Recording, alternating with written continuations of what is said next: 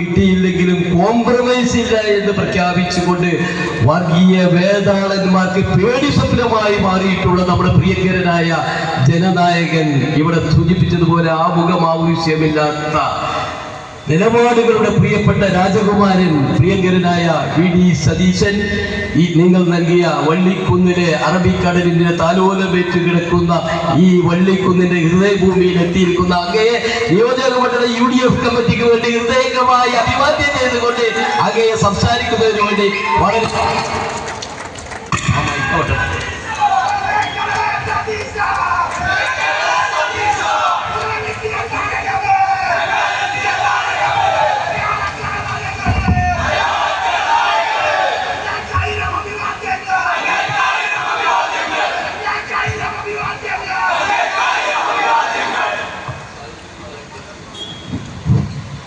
പ്രിയമുള്ളവരെ, ജാഥാനായകനുള്ള ഹരാർപ്പണം ജാഥാനായകൻ സംസാരിച്ചു കഴിഞ്ഞതിന് ശേഷം വേദിയിൽ നിന്നും താഴെ ഇറങ്ങി എല്ലാവരുടെയും ഹരാർപ്പണം സ്വീകരിക്കുന്നതാണ്. അദ്ദേഹത്തിന്റെ പ്രസംഗത്തിന് ശേഷം അദ്ദേഹം താഴെ ഇറങ്ങും. അതിനുശേഷം എല്ലാവർക്കും ഹരാർപ്പണം നടത്താം. ഏറ്റവും പ്രിയങ്കരനായ അധ്യക്ഷൻ എൻ്റെ സ്നേഹിതൻ CK അബ്ദുറഹ്മാൻ, ഈ സമ്മേളനം ഉദ്ഘാടനം ചെയ്ത എൻ്റെ ആത്മമിത്രം കൂടിയായ പ്രിയങ്കരനായ KPCCയുടെ working president CAP Anilkumar MLA, ഈ സമ്മേളനത്തെ അഭിസംബോധന ചെയ്തുകൊണ്ട് സംസാരിച്ച ഞങ്ങളുടെ എല്ലാവരുടെയും ജ്യേഷ്ഠ സഹോദരൻ പ്രിയങ്കരനായ ET മുഹമ്മദ് ബഷീർ സാഹിബ് MP, പ്രിയപ്പെട്ട പ്രൊഫസർ ആബിദ് ഹുസൈൻ തങ്ങൾ, VS ജോയി, അഷ്റഫ് കോപ്പൂർ, രാജൻ ബാബു, രഞ്ജത്താനി, സനൽകുമാർ, പ്രിയങ്കരനായ അജയ് മോഹൻ ഉൾപ്പെടെ വേദിയിൽ ഉള്ള ഏറ്റവും പ്രിയപ്പെട്ട ഐക്യ ജനാധിപത്യ മുന്നണിയുടെ നേതാക്കൾ, പോരാളികളായ എൻ്റെ പ്രിയപ്പെട്ട സഹപ്രവർത്തകർ, ഞാൻ നിങ്ങളെ പോരാളികൾ എന്ന് വിളിച്ചത് നമ്മളെല്ലാം ഒരു മഹായുദ്ധത്തിന് പുറപ്പെടുകയും ഞാനും നിങ്ങളും വേദിയിലിരിക്കുന്ന എല്ലാവരും ഈ മഹായുദ്ധത്തിലെ പോരാളികളാണ്. നമ്മൾ ഈ യുദ്ധം വിജയക്കൊടി UDFന്റെ വിജയക്കൊടി നാട്ടി അവസാനിപ്പിക്കും. കാരണം അത് കേരളത്തിലെ ജനങ്ങളുടെ ഹൃദയവികാരമാണ്. ഈ ദുർഭരണത്തിന് അന്ത്യം കുറിച്ച് ഒരു പുതുയുഗത്തിന്റെ തിരശീല ഉയർത്താൻ പോവുകയാണ് UDF. ഈ കേരളത്തെ തകർത്തു തരിപ്പണമാക്കിയ ഈ പിണറായി സർക്കാരിനെ കേരളത്തിലെ ജനങ്ങൾ അവരുടെ മനസ്സാക്ഷിയുടെ കോടതിയിൽ വിചാരണ ചെയ്യാൻ പോകുന്ന സുദിനങ്ങളാണ് നമ്മുടെ മുമ്പിലുള്ളത്. അവർ വിചാരണ ചെയ്ത് ഇവരെ ശിക്ഷിക്കും. ഒരു നാടിന്റെ ഏറ്റവും പ്രധാനപ്പെട്ട കാര്യം എന്താണ്? അതിന്റെ സമ്പദ് വ്യവസ്ഥ, അല്ലെ? ആ സമ്പദ് വ്യവസ്ഥ നാടിന്റെ ബാക്ക് ബോണാണ്, നട്ടെല്ലാണ്.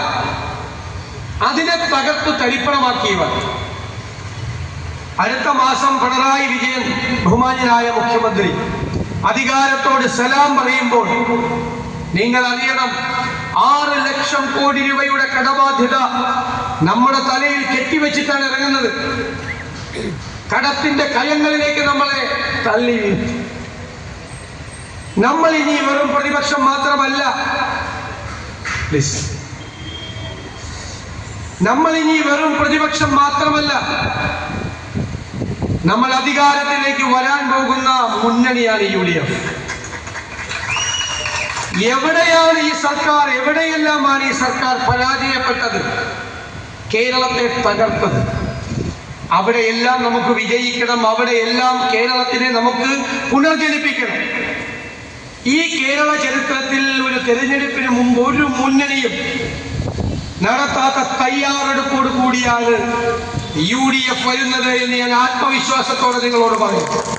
കഴിഞ്ഞ 2 വർഷക്കാലം കഠിനാധ്വാനം ചെയ്ത് ഗവേഷണ തുല്യമായ ഗ്രഹപാഠം ചെയ്ത് ലോകത്തെ എല്ലായിടത്തുമുള്ള വിദഗ്ധരായ ആളുകളുടെ സേവനം വാങ്ങിച്ച് വെറും മാനിഫെസ്റ്റോ അല്ല, കൃത്യമായ വിഷൻ ഡോക്യുമെന്റോട് കൂടിയാണ് നമ്മൾ വരുന്നത്. ഇന്നലെ നമുക്കറിയാം, ആരോഗ്യ കേരളം വെന്റിലേറ്ററിലാണ് എന്ന് നമ്മുടെ ആരോപണമാണ്, ശരിയല്ലേ? ആ വെന്റിലേറ്ററിൽ കിടക്കുന്ന ആരോഗ്യ കേരളത്തെ ആരോഗ്യവതിയാക്കി നമ്മൾ കേരളത്തിലൂടെ നടത്തും. നമ്മൾ 8-9 മാസം മുമ്പ് ഒരു ഹെൽത്ത് കമ്മീഷൻ രൂപീകരിച്ചു. 300 ഡോക്ടർമാരുടെ ഹെൽത്ത് കോൺക്ലേവ് നടത്തി. രാജ്യത്തിനകത്തും വിദേശത്തുള്ളവർ 600-ലധികം ഡോക്ടർമാരുമായി അവർ ആശയവിനിമയം നടത്തി. മിനിയാന്ന് നമ്മൾ കോഴിക്കോട് ആ ഹെൽത്ത് വിഷൻ ഡോക്യുമെന്റ് അവതരിപ്പിച്ചു. Universal health coverage. ഒരിടത്തരക്കാരനും ഒരു പാവപ്പെട്ടവനും ഒരു മലയാളിയും മരുന്നില്ലാതെ ചികിത്സയില്ലാതെ മരിക്കില്ല. ഇനി ഇന്ത്യയിൽ ഏറ്റവും കൂടുതൽ ചികിത്സാ ചെലവുള്ള 1ാമത്തെ സംസ്ഥാനം കേരളമാണ്. നമ്മൾ ആ ചികിത്സാ ചെലവ് 50% ആദ്യഘട്ടത്തിൽ കുറയ്ക്കും. പിന്നീട് അത് 1/3 കുറയ്ക്കും. സ്ത്രീകൾക്കും കുട്ടികൾക്കും പ്രത്യേകമായ ഹോസ്പിറ്റലുകൾ, പ്രായമായവർക്ക് നമ്മുടെ ആയുർദൈർഘ്യം വർദ്ധിച്ചു വരിക, അവർക്ക് ജെറിയാട്രിക് കെയറിനുള്ള പ്രത്യേകമായ സംവിധാനം. ഞാൻ മുഴുവൻ വിശദീകരിക്കുന്നില്ല. ഒരു കാര്യം ഉറപ്പുണ്ട്, അത് നടപ്പിലാക്കി കഴിഞ്ഞാൽ ലോക രാജ്യങ്ങളിൽ നിന്ന് ചികിത്സ തേടി ഈ കേരളത്തിലേക്ക് ആളുകൾ എത്തുന്ന ചികിത്സയുടെ ആരോഗ്യത്തിന്റെ ഡെസ്റ്റിനേഷൻ പോയിന്റ് ആക്കി നമ്മൾ ഈ കേരളത്തെ മാറ്റി. നമ്മുടെ കുട്ടികൾ 40-50 ലക്ഷം രൂപ കിടപ്പാടം പണയപ്പെടുത്തി വിദേശത്ത് പോയി പഠിക്കുക. ഞാൻ നിങ്ങളോട് പറയുന്നു, UDF വരുമ്പോൾ അവർ ജർമ്മനിയിലും UK-യിലും ഓസ്ട്രേലിയയിലും കാനഡയിലും യൂണിവേഴ്സിറ്റികളിൽ പോയി പഠിക്കുന്ന പ്രോഗ്രാമുകൾ നമ്മൾ ഈ കേരളത്തിലെ യൂണിവേഴ്സിറ്റികളിൽ ഉണ്ടാക്കും. അവരിവിടെ പഠിക്കും. പഠിച്ചു കഴിഞ്ഞ് പുറത്തിറങ്ങാൻ 2 ഓപ്ഷൻ: 1 തൊഴിൽ, 2 സംരംഭം തുടങ്ങാൻ. അതിനുള്ള കേരളം ഇന്നേ വരെ അവതരിപ്പിക്കാത്ത സമഗ്രമായ ഒരു തൊഴിൽ സംരംഭ പദ്ധതി ഈ ജാഥ തിരുവനന്തപുരത്ത് എത്തുന്നതിന് മുമ്പ് നമ്മൾ അവതരിപ്പിക്കും. തൃശ്ശൂരിൽ 19-ാം തീയതി ഉന്നത വിദ്യാഭ്യാസ രംഗത്ത് നമ്മൾ കോൺക്ലേവ് നടത്തി. ഡോക്ടർ അച്യുത് ശങ്കർ സാറിന്റെ നേതൃത്വത്തിൽ 7 മുൻ വൈസ് ചാൻസലർമാരുൾപ്പെടെ ഉള്ള ആളുകൾ പങ്കെടുത്ത്, അക്കാഡമിഷ്യൻസ്മാർ പങ്കെടുത്ത്, വിദേശത്തുള്ളവർ ഉൾപ്പെടെ പങ്കെടുത്ത് ലോകത്ത് മാറിക്കൊണ്ടിരിക്കുന്ന മാറ്റങ്ങൾക്കനുസരിച്ചുള്ള കറസ്പോണ്ടിങ് ആയിട്ടുള്ള സംവിധാനങ്ങളാണ്. നമ്മുടെ ജനങ്ങൾക്ക് വാഗ്ദാനം ചെയ്യുന്നത് ഗുഡ് ഗവേണൻസ്, സദ്ഭരണം. അത് ഞാൻ നിങ്ങളോട് പറയുന്നു, ഈ കാലഘട്ടത്തിന്റെ പ്രത്യേകതകൾ അനുസരിച്ച് ഡാറ്റ ഡ്രിവൺ ഗവേണൻസ് ആണ്. ആരെങ്കിലും പറയുന്ന നെറേറ്റീവുകളല്ല, കള്ള പ്രചരണങ്ങളല്ല, തെറ്റായ കാര്യങ്ങളല്ല. കൃത്യമായി ഓരോ വകുപ്പിലും ഡാറ്റ കളക്ട് ചെയ്ത് ആ ഡാറ്റയുടെ അടിസ്ഥാനത്തിൽ രൂപീകരിക്കുന്ന പോളിസി. കുട്ടികളുടെ കാര്യത്തിൽ അവരുടെ അഭിലാഷങ്ങൾ, അവരുടെ ആഗ്രഹങ്ങൾ എന്താണെന്നറിയാൻ എല്ലാ വർഷവും സ്റ്റുഡന്റ് സർവേകൾ നടത്തും. നമുക്കറിയാം, കുട്ടികൾ കോഴ്സ് കഴിഞ്ഞാൽ എങ്ങോട്ട് പോകുന്നു എന്നറിയാൻ സ്റ്റുഡന്റ് ട്രാക്കിംഗ് സർവേ ഉൾപ്പെടെയുള്ള ബഹുമുഖങ്ങളായ പദ്ധതികൾ. ഞാൻ എല്ലാ കാര്യവും നിങ്ങളോട് പറയുന്നില്ല. കാർഷിക മേഖലയിൽ പദ്ധതികൾ. നമുക്കൊരു സ്വപ്ന തുല്യമായ ഒരു പദ്ധതിയുണ്ട്. നമുക്ക് 600 കിലോമീറ്ററാണ് കടൽ. പ്രകൃതി നമുക്ക് നൽകിയ വരദാനമാണ്. 2 ഇന്റർനാഷണൽ സീ പോർട്ടുകൾ, വിഴിഞ്ഞവും കൊച്ചി, ഒരു കണ്ടെയ്നർ ടെർമിനൽ, 17 മിനി പോർട്ടുകൾ. ഇതിനെയെല്ലാം സംയോജിപ്പിച്ചുകൊണ്ട് മിഷൻ സമുദ്ര എന്ന പേരിൽ കോസ്റ്റൽ ഷിപ്പിംഗ് നമ്മൾ ആരംഭിക്കുക. സ്വപ്ന പദ്ധതിയാണ്. സിംഗപ്പൂരിനെ പോലെ, സിയാറ്റിൽ പോലെ ഒരു തുറമുഖ നഗരമാക്കി കേരളത്തെ മാറ്റാനുള്ള പദ്ധതി. കേരളത്തിന്റെ തകർന്നു കിടക്കുന്ന സമ്പദ് വ്യവസ്ഥയെ പുനർജനിപ്പിക്കാനുള്ള പദ്ധതി. ഈ റോഡിലൂടെ പോകുന്ന ചരക്കുകളുടെ 75% ഇതിന്റെ 1/4 ചെലവിൽ കടലിലൂടെ കൊണ്ടുപോകും. 2ാം ഘട്ടം അത് ക്രൂയിസ് ഷിപ്പിംഗ്, പാസഞ്ചേഴ്സ് വരും അതിലൂടെ യാത്ര ചെയ്യാൻ. 3ാം ഘട്ടം നമ്മുടെ ബാക്ക് വാട്ടർ, നദികളുമായി സംയോജിപ്പിച്ച ടൂറിസം പദ്ധതി. ആ പദ്ധതി ഒരു കോൺക്രീറ്റ് പ്രോജക്റ്റായി മാറി. ലോക പ്രശസ്തരായ മാരിടൈം എക്സ്പേർട്സും ഷിപ്പിംഗ് എക്സ്പേർട്സുമായി നമ്മൾ പദ്ധതി തയ്യാറാക്കി. നിയമപരമായ കാര്യങ്ങൾ പരിശോധിച്ചു, സാമ്പത്തികമായ കാര്യങ്ങൾ പരിശോധിച്ചു. നമുക്ക് ആ പദ്ധതി കേരളത്തിൽ നടപ്പിലാക്കണം. ഭാവി കേരളം ഇത് നമുക്ക് വേണ്ടി മാത്രമല്ല, നമ്മുടെ വരാനിരിക്കുന്ന തലമുറകൾക്ക് വേണ്ടി കൂടിയാണ് എന്ന് ഞാൻ പ്രത്യേകം പറയുന്നു. ഇനിയുണ്ട് പദ്ധതികൾ, ഞാൻ പറയുന്നില്ല, കുറച്ച് സസ്പെൻസ് അവിടെ കിടക്കട്ടെ. നമുക്ക് തിരുവനന്തപുരത്ത് എത്തുന്നതിന് മുമ്പ് നമുക്ക് ഈ പദ്ധതികൾ പ്രഖ്യാപിക്കാം. അപ്പോൾ കേരളത്തിന് ബോധ്യം വരും, വെറുതെ കയ്യും വീശിയല്ല UDF വരുന്നത്. കേരളത്തെ രക്ഷിക്കാൻ ഒരു യുഗപ്പിറവിക്ക് തുടക്കം കുറിക്കാൻ വേണ്ടിയിട്ടാണ്, പുതിയൊരു യുഗാരംഭത്തിന് വേണ്ടിയിട്ടാണ്, ഒരു പുതുയുഗത്തിന് വേണ്ടിയിട്ടാണ് UDF വരുന്നത് എന്ന ബോധ്യം കേരളത്തിലുണ്ടാകും. ഈ കാര്യങ്ങൾ ആളുകൾക്ക് സംശയമുണ്ടാകും. ഈ കാര്യങ്ങൾ നടത്താനുള്ള ഇച്ഛാശക്തിയും നിശ്ചയദാർഢ്യവും ലക്ഷ്യബോധവും നമ്മുടെ UDF-നുണ്ട്. ഉറപ്പായി നമ്മൾ ഇത് ചെയ്യും. ഞാൻ നിങ്ങളോട് വാക്ക് നൽകുന്നു, കേരളം ഇനി പിന്നോട്ട് നടക്കില്ല. കേരളം ഇനി മുന്നോട്ട് കുതിക്കുക തന്നെ ചെയ്യും. അതാണ് നമ്മുടെ വാക്ക്. ഇവരെല്ലാം ചെയ്യുന്നത് വർഗീയത പറയുകയാണ്. വർഗീയത നമുക്ക് BJP വർഗീയത പറയുന്നത് നമ്മൾ കേട്ട് ശീലമായി. ഏത് സംസ്ഥാനത്ത് ചെന്നാലും ആളുകൾ ഒരുമിച്ച് നടക്കണ അവർക്ക് സങ്കടം. അപ്പൊ വിദ്വേഷ പ്രചരണം നടത്തി ആളുകളെ ഭിന്നിപ്പിച്ച് അതിൽ നിന്ന് രാഷ്ട്രീയ മുതലെടുപ്പ് നടത്തും സംഘപരിവാറിന്റെ അതേ പാതയിൽ കേരളത്തിലെ CPM സഞ്ചരിക്കുന്നു. ചേതൻ ബാവ ഡൽഹിയിൽ പോകുന്നത് പോലെ തന്നെ അനിയൻ ബാവ തിരുവനന്തപുരത്ത് ഒരേ തോണിയിൽ രണ്ടുപേരും സഞ്ചരിക്കുന്നു. കഴിഞ്ഞ പാർലമെന്റ് തെരഞ്ഞെടുപ്പ് കാലത്ത് ന്യൂനപക്ഷത്തോട് എന്തൊരു സ്നേഹമായിരുന്നു നമ്മുടെ മുഖ്യമന്ത്രിക്ക്. ഗാസയിലെ കുഞ്ഞുങ്ങൾ, പാലസ്തീനിലെ യുദ്ധം, പൗരത്വ രജിസ്റ്റർ, ന്യൂനപക്ഷ പ്രേമം. ന്യൂനപക്ഷങ്ങൾക്ക് മനസ്സിലായത് കാപട്യമാണ്. അവർ വോട്ട് ചെയ്തില്ല. തെരഞ്ഞെടുപ്പ് കഴിഞ്ഞപ്പോൾ പ്ലേറ്റ് മാറ്റി. നിങ്ങളറിയണം, നമ്മുടെ സംസ്ഥാനത്തിന്റെ മുഖ്യമന്ത്രി ഡൽഹിയിൽ പോയി ഹിന്ദു പത്രത്തിനൊരു ഇന്റർവ്യൂ കൊടുത്തു മലപ്പുറത്തിനെതിരായി.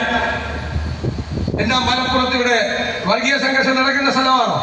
ഞാൻ കരുതുന്നത് ഈ കേരളത്തിൽ ഏറ്റവും കൂടുതൽ മതസൗഹാർദ്ദമുള്ള ജില്ലയാണ് ഈ മലപ്പുറം. ഏറ്റവും കൂടുതൽ എല്ലാവരും ഒരു കുഴപ്പമില്ലാതെ ഒരുമിച്ച് ജീവിക്കുന്ന സ്ഥലമാണ്. എന്നിട്ട് മലപ്പുറത്തെ പറ്റി പറയാം. മുഖ്യമന്ത്രിയെ തിരികൊളുത്തിയതാണ് വർഗീയതയ്ക്ക്. മനസ്സിലായോ? പിന്നെ കിങ്കരന്മാരുടെ വരവായി, നേതാക്കന്മാരുടെ വരവായി. AK ബാലൻ ഒരു മന്ത്രി സജി ചെറിയാൻ പറഞ്ഞു, മലപ്പുറത്ത് ജയിച്ചു നോക്കിയവരുടെ പേര് നോക്കിയാൽ അറിയാം. പച്ചയ്ക്ക് വർഗീയത പറഞ്ഞു. ഇത് എന്ത് കമ്മ്യൂണിസ്റ്റ് പാർട്ടിയാണ്? അങ്ങനെ പറഞ്ഞ ഒരാൾ ഈ മന്ത്രിസഭയിൽ ഇരിക്കുകയാണ് ഇപ്പോഴും. UDF ആണെങ്കിൽ 24 മണിക്കൂറിനകം അങ്ങനെ പറഞ്ഞവരെ ചവിട്ടി പുറത്താക്കും ഒരാളെ, അല്ലേ? ഇരിക്കുകയാണ്. കമ്മ്യൂണിസ്റ്റ് പാർട്ടിയാണത്രേ. പച്ചയ്ക്ക് വർഗീയത പറയുന്നവർ മന്ത്രിസഭയിൽ ഇരിക്കുകയാണ്. പിന്നെ ഇടയ്ക്കിടയ്ക്ക് വർഗീയത പറയുന്നവരെ കൊണ്ടുപോയി പൊന്നാട എണീക്കും പിണറായി വിജയൻ. അത് വേറെ പരിപാടിയാണ്. എന്നിട്ട് അവരെ കൊണ്ട് പറയിക്കും. ഞങ്ങളൊരു കാര്യം ഉറച്ചു പറയുന്നു, ഒരു ന്യൂനപക്ഷ വർഗീയതയും വേണ്ട, ഒരു ഭൂരിപക്ഷ വർഗീയതയും വേണ്ട. ആരത് പറഞ്ഞാലും നമ്മൾ എതിർക്കും. ഏത് കൊലകൊമ്പം പറഞ്ഞാലും നമ്മൾ അതിനെ എതിർക്കും. ഇനി കയ്യിൽ വോട്ട് ബാങ്ക് ഉണ്ട്, അത് വെച്ച് പേടിപ്പിക്കാൻ നോക്കിയ വോട്ട് ബാങ്ക് കയ്യിൽ വെച്ചോ. വർഗീയത പറയാൻ ഒരാൾ പറഞ്ഞ തെരഞ്ഞെടുപ്പിന്റെ പാരമ്യത്തിൽ നിൽക്കുമ്പോഴും വോട്ട് കിട്ടാൻ വേണ്ടി അതിനോട് വെള്ളം ചേർക്കില്ല, കോംപ്രമൈസ് ചെയ്യില്ല. ഞങ്ങൾ പറഞ്ഞല്ലോ, പിണറായി വിജയനും VD സതീശനും ഒക്കെ കുറച്ചു നാൾ കഴിഞ്ഞാൽ ഉണ്ടാവില്ല. പിന്നെ ഓർമ്മയാണ്, കുറച്ചു കഴിഞ്ഞാൽ ഓർമ്മയെ പോലും ഉണ്ടാവില്ല. പക്ഷെ നമ്മുടെ കേരളം ഉണ്ടാകും. നമ്മുടെ കുഞ്ഞുങ്ങളും അവരുടെ കുഞ്ഞുങ്ങളും ഉണ്ടാകും. അവർ ജീവിക്കുന്ന ഒരു നാട്ടിൽ അവരുടെ സൗഹാർദ്ദത്തെ തകർക്കാൻ ആരെങ്കിലും ശ്രമിച്ചാൽ നമ്മൾ ജീവിച്ചിരിക്കുമ്പോൾ നമ്മൾ അതിന് സമ്മതിക്കില്ല. ഇത് നമ്മുടെ കേരളമാണ്. വർഗീയത പറഞ്ഞു വരുന്നവരോട് നമ്മളെ തോളോട് തോളൊരുങ്ങി നമ്മൾ പ്രതിരോധിക്കണം. ഞങ്ങളെ ഭിന്നിപ്പിക്കാൻ ഒരാളും വരണ്ട എന്ന് ഉറക്കെ വിളിച്ചു പറയും. അതാണ് UDF-ന്റെ നയം. ഞാൻ നിങ്ങളോട് പറയുന്നു, മതേതര കേരളം നമ്മുടെ ഈ മതേതര നിലപാടിനെ ഇരു കൈകളും നീട്ടി ഹൃദയത്തിലേക്ക് സ്വീകരിക്കും. തെരഞ്ഞെടുപ്പ് കഴിയുമ്പോൾ ഈ വർഗീയവാദികൾക്ക് കേരളം മറുപടി കൊടുക്കും, ഒരു സംശയമില്ല. ഇവരെന്തൊക്കെ പ്രഖ്യാപനമാണ് നടക്കുന്നത്? ഖജനാവിൽ പൂച്ച വെച്ച് കിടക്കുകയാണ്. എന്നിട്ട് പ്രഖ്യാപനം പൈസ ഇല്ലല്ലോ, അപ്പൊ എന്ത് പ്രഖ്യാപിക്കാൻ? 2021 ഇവർ പറഞ്ഞു 1600 രൂപയുടെ പെൻഷൻ ഞങ്ങൾ 2500 ആക്കും. കുറെ പാവങ്ങൾ വോട്ട് ചെയ്തത് കേട്ടിട്ട് 4.25 കൊല്ലക്കാലം ഒരു ചില്ലിക്കാശ് കൂട്ടിയില്ല. കൂട്ടിയോ? ഈ തെരഞ്ഞെടുപ്പിന് തൊട്ട് മുമ്പ് 400 രൂപ കൂട്ടിയത്. ഈ തെരഞ്ഞെടുപ്പിന് തൊട്ട് മുമ്പ് ഒരാഴ്ച മുമ്പ് അപ്പൊ ഞങ്ങൾ പറഞ്ഞു മലയാളിയുടെ സാമാന്യ ബുദ്ധിയെ പരീക്ഷിക്കരുത്. അവരെന്ത് ചെയ്തു? ആ കാശ് വാങ്ങിച്ച് പോക്കറ്റിൽ 400 രൂപ നേരെ പോളിംഗ് ബൂത്തിൽ പോയി UDF വോട്ട് ചെയ്തു ഇല്ലേ? അപ്പോഴാണ് ഇടുക്കിയിലെ മനുഷ്യകാവ് പറഞ്ഞത്, കൊള്ളരുതാത്തവന്മാർ നമ്മുടെ കാശും മേടിച്ചു പോയി പുട്ടടിച്ചത് വോട്ടർമാരെ. എന്റെ മനുഷ്യകാവ് അവർ കൊള്ളരുതാത്തവരല്ല, നിങ്ങളെക്കാൾ ബുദ്ധിയുള്ളവരാണ്. അവർക്കറിയാം LDF പെൻഷൻ കൊടുക്കാൻ പോകുന്നത് ഈ 2 മാസം മാത്രമാണ്. അടുത്ത 5 വർഷത്തേക്ക് അവർക്ക് പെൻഷൻ കൊടുക്കാൻ പോകുന്നത് UDF ആണ് എന്ന് തിരിച്ചറിയാനുള്ള സാമാന്യ ബുദ്ധി അവർക്കുണ്ട്. ഇവർക്കിപ്പോ ഞങ്ങൾ പയ്യന്നൂരിൽ ചെന്നപ്പോ ഞെട്ടിപ്പോയി. രക്തസാക്ഷി ഫണ്ട് വിവാദം. രക്തസാക്ഷികൾ ഉണ്ടാകുന്നത് ഇപ്പൊ CPM ലോട്ടറി അടിക്കുന്ന പോലെ ബമ്പർ അപ്പ പിരിവ്, എന്നിട്ട് ആ പൈസ അടിച്ചു മാറ്റി. അത് ചോദ്യം ചെയ്ത കുഞ്ഞികൃഷ്ണനെ പുറത്താക്കി. ഞങ്ങൾ അന്തം വിട്ടു. അവിടെ ശബരിമലയിൽ അയ്യപ്പന്റെ സ്വർണം കവർന്ന 3 CPM നേതാക്കൾ ജയിലിലാണ്. സ്വർണം മാത്രമല്ല കവർന്നത്, ശ്രീകോവിലിന്റെ മുമ്പിൽ നിൽക്കുന്ന മനോഹരമായ ദ്വാരപാലക ശില്പം സ്വർണം പൊതിഞ്ഞത് നേരെ കൊണ്ടുപോയി ഒരു കോടീശ്വരനെ വിറ്റു. കോടീശ്വരനെ പറ്റിച്ചു. കാരണം എന്താ? കോടീശ്വരന് കള്ള മുതലാളിയെ മേടിക്കോ കോടികൾ കൊടുത്ത് അയാളെ പറ്റിച്ചു. 2019 ഈ സംഭവം നടന്നത്. കോടതി പറഞ്ഞു കുറേ നാൾ ആരും അറിഞ്ഞില്ല. ആരും അറിഞ്ഞില്ലെങ്കിൽ കള്ളന്മാർ എന്ത് ചെയ്യും? വീണ്ടും കത്തും. വീണ്ടും കത്താൻ 2024 ശ്രമം നടത്തും. കോടതി ഇടപെട്ടുകൊണ്ട് രക്ഷപ്പെട്ടു. ഇല്ലെങ്കിൽ അയ്യപ്പന്റെ തങ്ക വിഗ്രഹം കൂടി അടിച്ചു മാറ്റി. അയ്യപ്പന്റെ സ്വർണം കെട്ട ആളുകൾ ജയിലിൽ കിടക്കുമ്പോൾ അവർക്കെതിരായി അച്ചടക്ക നടപടിയില്ല. ഇവിടെ അത് ചൂണ്ടിക്കാണിച്ച ആൾക്കെതിരായി അച്ചടക്ക നടപടി. ഈ വൈരുദ്ധ്യം ഞാൻ ഇവരോടൊക്കെ പറഞ്ഞു, ഇതാണ് കമ്മ്യൂണിസ്റ്റ് പാർട്ടിയുടെ ഇപ്പോഴത്തെ വൈരുദ്ധ്യാത്മക ഭൗതികവാദം. ഇതാണ് ഇപ്പോഴത്തെ സിദ്ധാന്തം, പുതിയ സിദ്ധാന്തം. എവിടേക്കാണ് ഇവർ പോകുന്നത്? അഭിമന്യുവിന്റെ കൊച്ചിയിൽ ഒരു SFI നേതാവ് അവന്റെ പൈസ അടിച്ചു മാറ്റി. തിരുവനന്തപുരത്ത് വിഷ്ണു, ഒരു സംഘപരിവാർ കൊന്ന ഒരു CPM കാരനുണ്ടായിരുന്നു, അവന്റെ പേരിൽ ഫണ്ട് അടിച്ചു മാറ്റി. ഞാൻ 5-ാം തീയതി കാസർഗോഡേക്ക് പോരുമ്പോ വിഷ്ണുവിന്റെ CPM-ന്റെ രക്തസാക്ഷിയായ വിഷ്ണുവിന്റെ കുടുംബം നമ്മുടെ കൂടെ ചേർന്നു. അവർക്ക് മെമ്പർഷിപ്പ് കൊടുത്തിട്ടാണ് ഞാൻ പോകുന്നത്. ഒരു രക്തസാക്ഷികളുടെ കുടുംബം പോലും നിങ്ങളെ വെറുക്കുന്നു. അങ്ങനത്തെ പാർട്ടിയായി നിങ്ങൾ മാറി. എനിക്ക് നിങ്ങളോട് അതുകൊണ്ട് പറയാനുള്ളത്, നല്ല കമ്മ്യൂണിസ്റ്റുകാരെ കളിപ്പിച്ചിരിച്ചേക്കണം. എന്താ അവർ നമുക്ക് വോട്ട് ചെയ്യാൻ പോണത്? ഒരു സംശയവും വേണ്ട. ഇടതുപക്ഷ സഹയാത്രികർ അവരെ കണ്ടാൽ ചേർത്ത് നിർത്തണം. നമ്മളെക്കാൾ വാശിയിൽ ഇവരെ താഴെ ഇറക്കാൻ അവരെ ഇറങ്ങിയിരിക്കുക. മനസ്സിലായോ? കവി സച്ചിദാനന്ദൻ എന്താ പറഞ്ഞത്? തുടർഭരണം വേണ്ട. മലയാളിയുടെ പ്രിയങ്കരിയായ നോവലിസ്റ്റ് സാറ ടീച്ചർ എന്താ പറഞ്ഞത്? പിണറായി 3 അയ്യോ വേണ്ട. സാംസ്കാരിക ലോകം, ഇടതുപക്ഷ സഹയാത്രികർ, ഒപ്പീനിയൻ മേക്കേഴ്സ്, ഇൻഫ്ലുവൻസേഴ്സ്, സാമൂഹ്യ ഘടകങ്ങൾ എല്ലാവരും നമ്മുടെ കൂടെയാണ്. ഇത് വെറും UDF അല്ല, ഇതൊരു വലിയ പൊളിറ്റിക്കൽ പ്ലാറ്റ്ഫോമാണ്. ആ പൊളിറ്റിക്കൽ പ്ലാറ്റ്ഫോം ഇത് ഐക്യ ജനാധിപത്യ മുന്നണിയുടെ കോട്ടയാണ്. വള്ളിക്കുന്ന് ആകെ ഒരു പഞ്ചായത്താണ് അപ്പുറത്തുണ്ടായിരുന്നത്. ഞാൻ ലോക്കൽ ബോഡി തെരഞ്ഞെടുപ്പിൽ വന്നപ്പോൾ വള്ളിക്കുന്നുകാർ എന്നോട് പറഞ്ഞു, സാറേ ഉറപ്പ് തരുന്നു, ഈ പ്രാവശ്യം വള്ളിക്കുന്ന് ഞങ്ങൾ തിരിച്ചു പിടിക്കുമെന്ന് പറഞ്ഞു. തിരിച്ചു പിടിച്ച വള്ളിക്കുന്നുകാർക്ക് പ്രത്യേക അഭിനന്ദനങ്ങൾ. പിന്നെ മലപ്പുറത്തെ കാര്യം പറയണ്ടല്ലോ. അപ്പൊ എനിക്ക് ഒറ്റ കാര്യം പറയാനുള്ളൂ. ഞങ്ങൾ പറഞ്ഞു, കുഞ്ഞാലിക്കുട്ടി സാഹിബിനോട് പറഞ്ഞു, ഞാനൊരു ദിവസം കേരളയിൽ പറഞ്ഞതാണ്, എറണാകുളത്ത് കഴിഞ്ഞ പ്രാവശ്യം 14-ൽ 9 സീറ്റ് കിട്ടി. കഴിഞ്ഞ പ്രാവശ്യം അവർക്ക് ട്രെൻഡായിരുന്നു. ഇപ്രാവശ്യം ഞങ്ങൾ 14-ൽ 14 പിടിക്കുന്നു. അപ്പൊ കുഞ്ഞാലി സാഹിബ് വന്ന് ചുറ്റുമൊക്കെ നോക്കിയിട്ട് നമ്മൾ അനിലിരിക്കുന്ന അടുത്ത് അനിൽകുമാർ, അനിലിന്റെ കൈ പിടിച്ച് ഇവരെന്തോ സ്വകാര്യം പറഞ്ഞു. എന്നിട്ട് കുഞ്ഞാലി സാഹിബ് എന്നോട് പറഞ്ഞു, എന്നാ പിന്നെ ശരി, എറണാകുളത്ത് പിടിക്കും, ഞങ്ങൾ മലപ്പുറത്ത് 16-ൽ 16 പിടിക്കുന്നു. ഒരു എന്നോട് കൂടി പറഞ്ഞ. അപ്പൊ എനിക്ക് നിങ്ങളോട് ചോദിക്കാനുള്ള ഉറപ്പ്, നമ്മുടെ UDF വെറും UDF അല്ല, ടീം UDF 100-ലധികം സീറ്റുമായി അധികാരത്തിലേക്ക് തിരിച്ചു വരുമ്പോൾ മലപ്പുറത്തെ 16-ൽ 16 നിങ്ങൾ തൂക്കുമോ? ഉറപ്പാണല്ലോ. അത് ഞാൻ ഹൃദയത്തിലേക്ക് ഏറ്റെടുത്തുകൊണ്ട്, വിശ്വാസമായി ഏറ്റെടുത്തുകൊണ്ട്, നിങ്ങൾ ഈ നട്ടുച്ചയ്ക്ക് അമീൻ മാഷ് കൂടെ ഉള്ളപ്പോൾ ഭയങ്കര സങ്കടം, ആളുകൾ വെയിലുകളുണ്ടായിരുന്നു, വോട്ടർമാരാണല്ലോ. ഈ നട്ടുച്ചയ്ക്ക് നിങ്ങൾ ഇത് വലിയ വിജയമാക്കി മാറ്റിയതിന് എനിക്ക് നിങ്ങളോട് നന്ദി പറയാൻ വാക്കുകളില്ലാതെ ഞാൻ നിർത്തും. പ്രിയപ്പെട്ടവരെ എല്ലാവരും